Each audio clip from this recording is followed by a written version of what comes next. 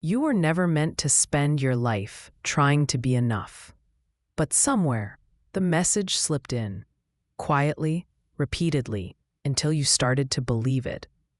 That love must be earned, that worth is a moving target, that wholeness is something to chase, not something you are. So you worked harder. You tried to be more helpful, more agreeable, more productive. You silenced your needs to keep the peace. You made yourself useful to feel wanted. You shaped yourself into what others could celebrate, even if it cost you the parts of yourself that could not be explained or praised. You told yourself this was growth. That one day, when you had fixed enough, healed enough, proved enough, you would finally feel whole.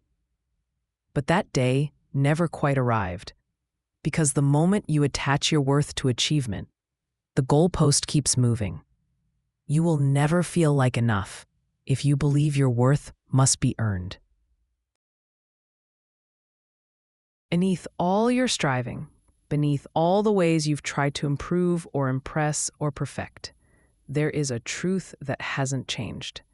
It says, you already are. You already are whole. Not because you have it all together.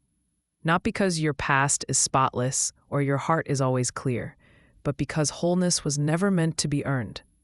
It was meant to be remembered. You were whole when you were born. You were whole when you doubted yourself. You were whole in the years you felt furthest from the light. You were whole even in the moments when you were breaking. Even then, this doesn't mean you are done growing, but it means your growth does not make you more real. It just helps you uncover the parts of you you thought you had to hide. Wholeness is not perfection. It's integrity. The willingness to stop fragmenting yourself in exchange for approval. The willingness to stop negotiating your right to exist.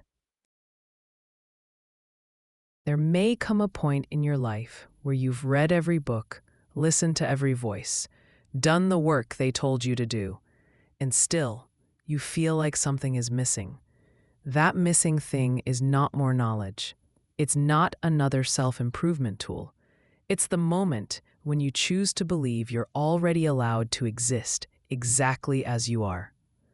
That moment doesn't always come with a lightning strike. It may arrive quietly. It may feel like a breath you didn't realize you were holding, like a sentence you've waited years to hear, and it finally comes from your own mouth. I don't have to fix myself to be worthy of love. And when that sentence settles in, your body softens. Your mind grows quieter.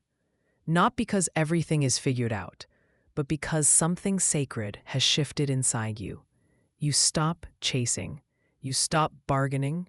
You stop apologizing for needing what you need, feeling what you feel, or being who you are. You start walking differently, not to arrive faster, but because you finally believe that every step belongs to you. When you stop trying to earn wholeness, you begin to live from it. You begin to make choices, not to become more lovable, but because you already are. You begin to speak more gently, not because you're trying to sound wise, but because you've made peace with your truth. You stop auditioning for belonging. You stop editing your soul just to keep the room calm. And you start recognizing who actually sees you. Not the version you've curated, but the one who shows up unfiltered and alive. The world shifts when you do this. You may lose some relationships, but you will gain yourself. You may outgrow some patterns, but you will grow into your life. You may feel vulnerable at first, but that vulnerability is where your light becomes honest.